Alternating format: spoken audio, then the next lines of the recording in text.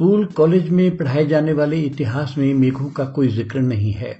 अब इतिहास है तो भोला मन सवाल करता है कि जब इतिहास लिखना शुरू नहीं हुआ था तब के मेघ कैसे थे, क्या करते थे। चलिए जान लेते हैं। जो बताया जा रहा है वो मुख्य रूप से श्री R.L. गोत्रा के खोजी और तर्क भरे आलेख प्री हिस्टोरिक मेघ्स के आधार पर है। इसके अतिरिक्त मेघवंशियों के बारे में इतिहासकारों और विद्वानों ने जो बताया है उसका सार इस प्रेजेंटेशन में रखा गया है। यह सार है, इतिहास नहीं। आप ज्यादा जानना चाहते हैं तो जानकार इतिहासकारों को पढ़िए।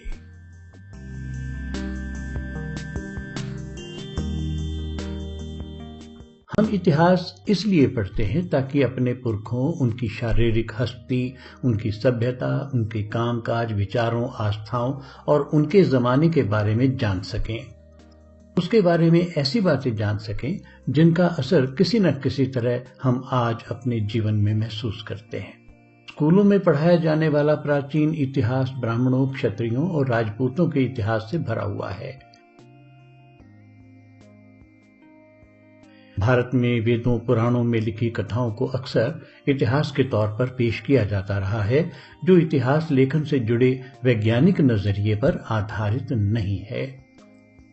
आर्यों के आने से पहले सिंधु नदी के पास बसे लोगों ने सिंधु घाटी सभ्यता का विकास किया था, लेकिन कई वर्चस्ववादी विद्वान आर्यों के आक्रमण को ही नकारते हैं, जो तर्क और पुरातत्व यानी आर्कियोलॉजी या आसान लफ्जों में कह लीजिए कि खुदाई के दौरान मिली इमारतों, सिक्कों, बर्तनों, हड्डियों आदि के सबूतों से मेल नहीं खाता और इतिहास की कुदरती धारा को जबरन रोकता है। सिंधु घाटी सभ्यता, जिसे आजकल पुरातत्व के विद्वान मोहनजोदाड़ो और हड़प्पा सभ्यता कहना पसंद करते हैं, बहुत विकसित थी, जिसके बारे में बहुत से सबूत जगह जगह मिल जाते हैं।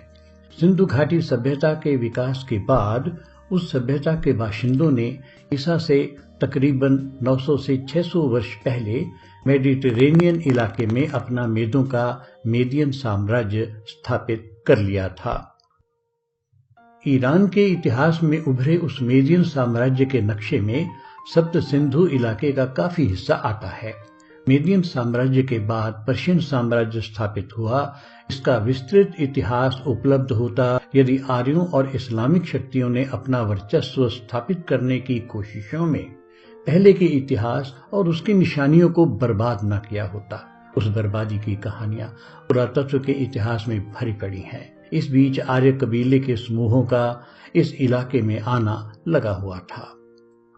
आर्यों के आने से पहले सप्त सिंधु के बौद्ध सभ्यता वाले इलाके के निवासी मेद यानी मेघ थे। ऋग्वेद में मेघ और मेद दोनों शब्द एक दूसरे के लिए अदल बदल कर लिखे गए हैं। फिलहाल इतना कहना काफी है कि मेघ लोग इंसान और प्रकृति के बीच संतुलन के हिमायती थे और आर्यों द्वारा यज्ञ में पशु या अन्य प्रकार की बलि देने के विरुद्ध थे। इसलिए आर्यों ने उन्हें राक्षस का नाम दिया। राक्षस का अर्थ है रक्षक। यह आर्यों और मेघों के बीच लड़ाई का एक कारण रहा, लेकिन सबसे बड़ी वजह दरियाओं के किनारे बस जाने के लिए हो रहा संघर्ष था। मेघवंशियों ने पानी के इंतजाम के लिए जो बांध बनाए थे, ये संघर्ष का तीसरा बड़ा कारण थे। लंबे संघर्ष और हिंसा के हालात के बीच मेघवंशी बुद्ध के अहिंसा के सिद्धांत से प्रभावित थे। वे सम्राट अशोक से भी प्रभावित थे, जिसके इतिहास को आर्यों ने लगभग नष्ट कर दिया था, लेकिन अंग्रेजों के शासनकाल के दौरान अंग्रेजों के पुरातत्व प्रेम ने उसे खोज निकाला और भारत के इतिहासकारों को उसे फिर से लिखने पर मजबूर किया। ऋग्वेद में उल्लिखित वृत्र यहाँ के मेघ कबीलों का प्रमुख था। उसे प्रथम मेघ भी कहा गया है। वृत्र और आर्यों के नायक इंद्र के बीच युद्धों का वर्णन वेदों में है। हालांकि सप्त सिंधु के इलाके में मेघवंशियों और अन्य कबीलों का आपसी रहन सहन शांतिपूर्ण लगता है, लेकिन आगे चलकर इंद्र ने कूटनीति से उनमें फूट डाल दी और यदुवंशियों और अन्य कबीलों की मदद से प्रथम मेघ को हराया। लेकिन ये वैदिक मिथ हैं, न कि इतिहास। यह आर्यों द्वारा अपनी तारीफ में लिखा गया साहित्य है, जो आत्म गौरव के लिए लिखा गया है। इसमें मेघों के पुराने इतिहास की किसी सही जानकारी की उम्मीद करना ठीक नहीं। सप्त सिंधु क्षेत्र में सिंध, सतलुज, ब्यास, रावी, झेलम, चिनाब और यमुना नदियां आती थीं। आर्यों के साथ मेघों का संघर्ष लगभग 500 वर्ष चला। श्री R.L. गोत्रा ने अलग अलग स्थानों पर इसके सबूत के तौर पर 14वीं सदी में सायन के लिखे ऋग्वेद भाष्य और भारत के प्रसिद्ध इतिहासकार नवल वियोगी की पुस्तक the history of indigenous people of India को उद्धृत किया है। डॉक्टर नवल अपने रिसर्च कार्य के लिए 1986 का राष्ट्रीय अवार्ड पा चुके हैं और Indian national historical research council के निदेशक रहे हैं। संक्षेप में कहें तो आर्यों से पराजित मेघवंश के लोग राजस्थान, गुजरात, महाराष्ट्र और कई अन्य इलाकों में जा बसे। आर्यों के आने से पहले सप्त सिंधु क्षेत्र में जात पात होने का कोई प्रमाण नहीं मिलता, जैसा कि उस समय की बौद्ध सभ्यता के अध्ययन से पता चलता है। बौद्ध मत व्यक्ति के विकास और नैतिकता की बात तो करता है, लेकिन ईश्वर जैसी किसी चीज का उल्लेख नहीं करता। लेकिन आर्यों ने ईश्वर जैसी चीज का प्रचार किया और उसके आधार पर अपनी धार्मिक राजनीतिक व्यवस्था कायम की। उधर लड़ाई में जीत चुके और सप्त सिंधु इलाके में बस चुके आर्यों ने हारे हुए मेघवंशियों का बंटवारा व्यवसाय के आधार पर किया और उनका ऊंचा नीचा सामाजिक स्तर भी निर्धारित कर दिया, जिसे आज जात पात कहते हैं। आर्यों ने ऐसी सामाजिक व्यवस्था कायम की जो आर्थिक, राजनीतिक और सामाजिक तौर पर उनके लिए तमाम अधिकारों को सुरक्षित करती थी। शूद्रों यानी मेहनत कशों को सबसे नीचे रखा गया, उनके बहुत से मानवीय अधिकार छीन लिए गए।